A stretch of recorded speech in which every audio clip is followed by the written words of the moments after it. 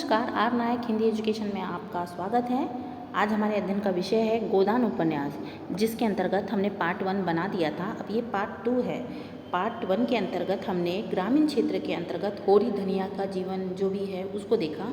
अब हम पार्ट 2 के अंतर्गत शहरी क्षेत्र में आने वाले प्रोफेसर मेहता और मिस मालती का गोदान के शहरी कथा का जो केंद्र बिंदु है उसको हम जानेंगे।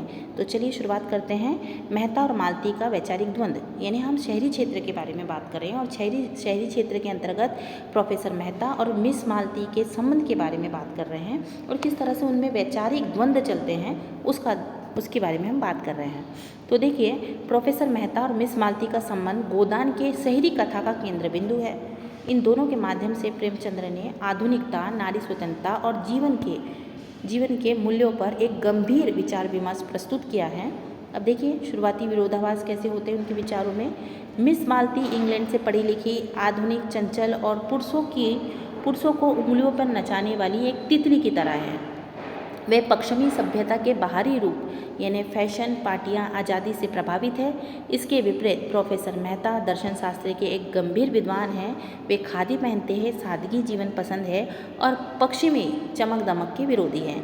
मतलब यहाँ पे दो पात्र हैं, मिस मालती और दूसरे कौन से हैं, प्रोफेसर मेहता है। अब इन दोनों में बहुत डिफरेंट है, क्योंकि मिस मालती जो है वो पढ़ी लिखी, आधुनिक, चंचल लड़की है जो विदेश से आई है और उसे फैशन, पार्टियां और जो भी है वो काफ़ी प्रभावित करती है। मतलब खुले विचारों वाली है, बिल्कुल बेबाक वाली स्त्री है।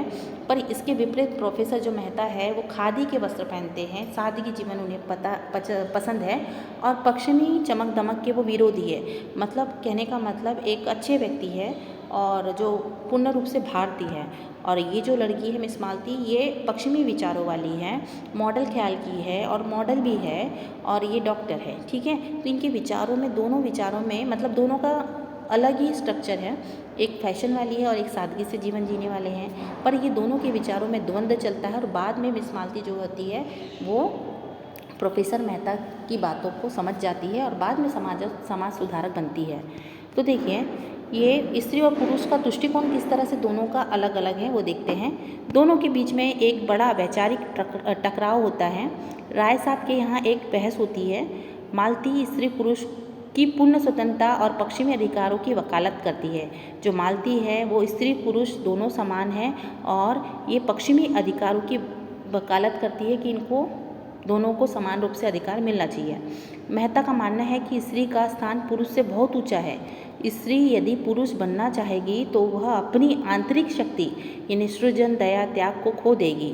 तो मेहता कहते हैं कि मैं स्त्री को पुरुष के समान नहीं बल्कि उसके अपने उदात्त रूप में देखना चाहता हूँ। देखिए कितने अच्छे विचार है कि मैं स्त्री को पुरुष के रूप में नहीं बल्कि उसके अपने उदात्त रूप में देखना चाहता हूँ कि स्त्री के आंतरिक मन में क्या रहता है, दया, ममता, करुणा, त्याग, तो वो मैं देखना चाहता हूँ। तो देखो, वैचारिक क्रांति क्या होता है, वैचारिक परिवर्तन क्या होता है।